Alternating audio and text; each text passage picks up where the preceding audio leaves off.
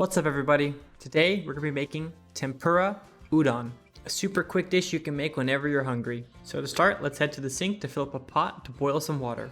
And if you haven't already, make sure to smash like and subscribe to help me get to my 1,000 subscriber goal. Into a pot of water goes an iPhone XL sized piece of kombu or dried seaweed. The longer you let this sit in the cold water the better, but I just get straight to the point. Bring that over to your kitchen heating device and turn that up to the maximum heat possible. We're going to bring this up to a boil. Now while that's boiling, let's go ahead and prep some shrimp.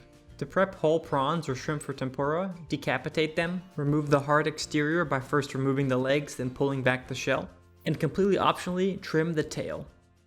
Now we're going to remove the vein by sliding the knife down its back.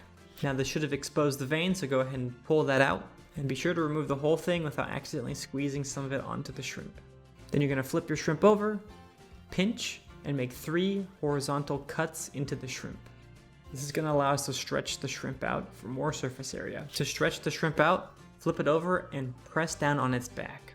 You're looking to elongate it, not smash it. So as you're pressing down, push outwards to the left and right with both thumbs. And then you'll have shrimp prepared specifically for tempura.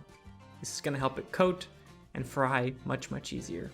Your water's probably boiling by now, so go ahead and remove the kelp from the water, because if this sits in there for too long, it'll get slimy. After that, we're going to go ahead and add some Bonito Flakes into the boiling water.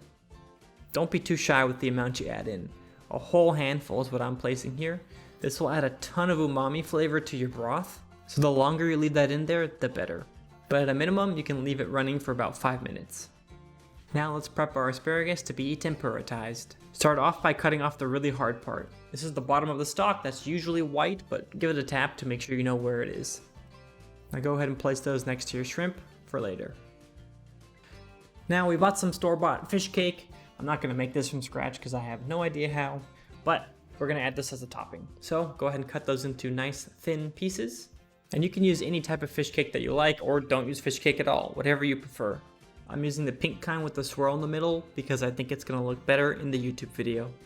Now time to prepare some tempura batter. You'll be surprised how easy it is to make. Just add whatever amount of flour, Panko Crumbs, because this is going to give it its crunchy texture. And you can find these at almost any supermarket these days because of how popular Panko Crumbs and tempura has become. To finish the batter, add cold ice water to the bowl. It's really important that it's ice water here. This will keep it nice, golden brown, and crunchy. Whisk together until you reach a liquidy texture. You don't want pancakes and you don't want dough. It's actually much closer, if not the same, as crepe batter. It should look a little something like this. Now take your shrimp, dip into the batter, and make sure to coat it all around, and then into the Panko Crumbs.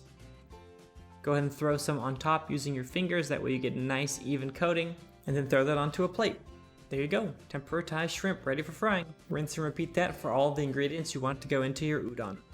To fry things, I usually use this small cast iron skillet because it's narrow enough and tall enough. That way you don't have to use a metric ton of oil to fill it up. Feel free to use whatever your preferred frying oil is, but I use canola because that's what I had lying around. Add just enough so that your ingredients can float on top of the oil and not touch the bottom of the pan to risk burning. Now go put your oil onto the stove to start heating up and fill a pot of water while that's happening. We'll use this to cook our noodles. Once your oil reaches frying temperature, or you can use the chopstick technique, which is to stick a wooden chopstick into the oil and see bubbles coming around it, which is a clear sign that your oil is ready. Using something long to keep your hands as far away from the oil as possible, gently lie in your ingredients into the frying oil. Don't add too many at once, because this can drastically reduce the temperature of the oil, or risk them sticking together, because they'll naturally try and gravitate towards each other and you'll need to do a good job separating them apart. Once they've reached about this color, a nice golden brown, lay them on top of a paper towel or an oil tray so that they can drip off their excess oil and you're not ending up with too greasy of an udon soup. Once everything is fried, it's going to look beautiful and ready to go. Meanwhile, your dashi should have been simmering and boiling, which means it's ready to run through a fine mesh strainer to separate broth from dashi bits. And make sure not to waste any, so squeeze out the dashi through your strainer, because the most flavorful part is actually going to be the parts that are stuck inside of the dashi. Now we need to season our broth with some light soy sauce, some delicious sweet cooking rice seasoning, aka mirin, a dash of salt, and a sweet caress to mix it all together. At this step, go ahead and give it a sip.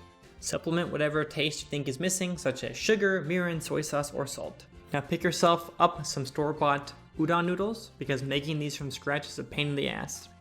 Throw those into your boiling water and swirl around so they don't stick together and the whole thing is cooked thoroughly through. You can use a pair of chopsticks to make this easier to break up the brick of udon. Once it's done, remove as much water as possible so that it doesn't taint the broth, and then into a warmed bowl, ladle in your broth on top of the noodles, and enjoy the aroma of your sweet dish coming together. So all that's left is the finishing touches. Add your fish cake on top, your tempura shrimp, and your asparagus, or whatever toppings you chose. If you liked the video, make sure to press like and subscribe, and I'll see you next time in the next cooking video with Tej. See ya!